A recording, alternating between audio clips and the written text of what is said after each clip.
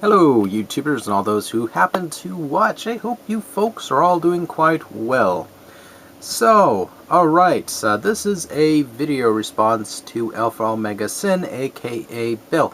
So, he was generally saying, and this is practically the basis of the entire situation with Nintendo, where Nintendo is currently going around and tagging videos for monetization, which is, obviously revenue for each view per click or something of that nature, depending how they set it up personally and whoever gives them the said assets.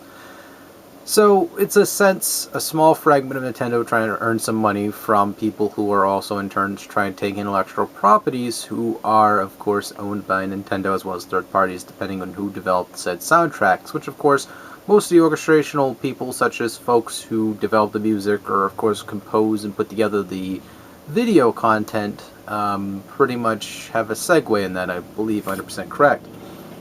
So, alright. Now, where does the consumer have leeway to be able to do said content? Where does the consumer have their rights? A lot of this feels like more of a moral backlash than anything else, because a lot of folks who purchase these games, they pay like $60, $50 for these titles, feel they have a right to be able to distribute said content on YouTube, where a fraction of the majority says it's right, which it is technically right. Nintendo isn't saying that, as Bill was saying as well. There's no wrong. Nintendo's saying no, you cannot. It's just they're simply saying, we do not wish for you to make any money on our videos, which is fine. I mean, most people anyway had not originally created the music and the gameplay, and as well as the video, which is all the cutscenes and all that either. Because Nintendo, they spend quite a bit of money, as well as a lot of the companies out there, such as EA and all that, which EA, Nintendo, and all that have valid reasons, because they freaking own the content, as it's clear as day. So, my main thing is, while I'm personally a little bit like, kind of a little grumpy, slightly, but at the same time, I respect what Nintendo is saying. If they decide they want to pull out take off their belts out whipping us with it, then so be it. We're the ones who, in turn, are using their content. I mean, granted, we own that content when it's on our own personal consoles. We can play it, watch it, stream it, and friends come over, they can watch us play it, stream it as much as we feel. However, when we're on a third-party outlet such as YouTube and we're distributing said footage and music for people to hear, then that's a whole different segue. I mean, hell, you even got people who upload clips and chunks of video movies. Movies that just almost came out a year or two ago, and they upload them in fragments on YouTube. What does that do? What happens there? While people cannot, obviously rip your video from YouTube, I mean, they can, but what are they going to get out of it, So that is not nearly as bad as music, such as, what the heck is it, new musician, Little John or something like that.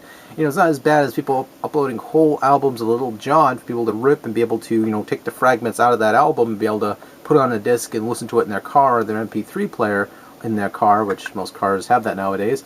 So, again, there's really no farm, no foul, because Nintendo's seeing that as clear as day, is that, as while these people are able to see their assets of the game, seeing the content, the playthrough completely of the game, be able to see the ending, and while you're going to have 1 out of 5 people who are actually going to buy the game genuinely, just be like, because they saw a couple elements of the gameplay, like, I don't know, like 15 minutes of the game, and they're like, oh, this looks good, and you only often buy it. They have folks who play these games in whole fragments and play the entire game through, so you have people watching the game versus actually ever playing it down the line. And by the time these people do decide to play it, which are buy it down 3 months down the line, as everyone would know as clear as day, 3 months usually are roughly so, even though Nintendo really has a track record for having 8 months plus of successful sales through distribution, which again, that's the gray scale right there too. That's less money in Nintendo's pocket within that 3 months to try to regain their money back. By the 8th month, obviously it's a toss-up. It's the same thing with how Wii Sports or Wii Fit sold. It sold well for a while. Heck, even with the sports title, it sold well for a while, and that's pretty much the fragment there too. So, again, it's just a very grayscale situation where Nintendo's in the right, and the consumer, while they're not being penalized, because quite frankly, it's just like me uploading a whole movie and just trying to put monetization on there. It doesn't make me any right than Nintendo trying to take your video, which you edited and slapped together and did some dubstep or some crazy effects on the video and be able to upload it up on YouTube. Again, it's no party is wrong in the situation. At the same time, I think at the end of the day, Nintendo has the segue. You know, yeah, they own it, so we can complain, absolutely, and if Nintendo cares or not, it's their choice. They will lose probably a small chunk of fans versus the fraction more that they will still have. So again, I don't see where Nintendo would absolutely lose every single fan known to man because of this, because at the end of the day, most of the consumers too are people who don't even really pay attention to YouTube other than looking up cat videos, you know what I mean? I don't see no foul there per se. I mean, heck, even EA and other companies in the past have done this. They toggled or tagged videos, such as EA, for example, for Battlefield 3, because people will upload most likely cutscenes or gameplays. And some of these folks don't even have permission to do so. I mean, most companies such as EA, if you ask them, they'll probably be like, sure, you know, they don't care. They're just going to tag your video, you know, which is, I don't think it's a bad thing. I mean, yeah, it does for some people morally offend them, but it is a small fraction in their pocket for anything from doing Nintendo. I mean, they're a business. I mean, most gaming companies, if I know them correctly, are businesses. You know, they want to protect their assets. You know, any less money not put in their pocket is one less for them, and that's generally how Nintendo thinks. You know, that they're thinking like a business at the end of the day. I mean, you have these friendly, happy-looking characters in front of you here, like right in front of your face, but behind that friendly face is just a guy who just looks very sour and very pissed off, and he wants money. So, you know, you can't quite blame Nintendo per se for it. I mean, yes, on the other hand, I can agree and say it sucks, it's morally unfair. A lot of those fans who do put the effort and time behind, you know, Let's Plays of Pokemon, even though some of the older Pokemon are still selling like hotcakes, including the pre-owned copies of them. And, yeah, again, I don't hate Nintendo for it. I mean, most people who do have this happen to them for copyright strikes don't hate them. You can easily just remove the video and upload it on like Daily Motion or something like that and redirect people towards that said Let's Play. And, you know, I don't think most of these companies who are third party prior to YouTube would care. And Nintendo is not thinking like a gamer. Nintendo necessarily is not thinking like a consumer. They're thinking like a business. I mean, you can't expect them to. I mean, Sega, you know, it was sort of a miscommunication somewhere down the lines, and that's how come the Shining Force series got toggled for that. And of course, that's why Sega apologized. We all got the pat on the back. We're sorry, you know. So everyone sort of forgot about that a little bit. Then you had EA and Activision, even though EA and Activision again aren't penalizing anyone's account. Bill did say that no one is getting penalized with Nintendo, which is true. They're not getting penalized. Nintendo's just taking a little bit of money out of your pocket if you're trying to monetize that said video. So, I mean, it doesn't make us any more right to upload a video of just us showing gameplay, primarily, us talking over it. Again, that makes it more of a grayscale because we're not literally in front of the camera talking about the game journalistically.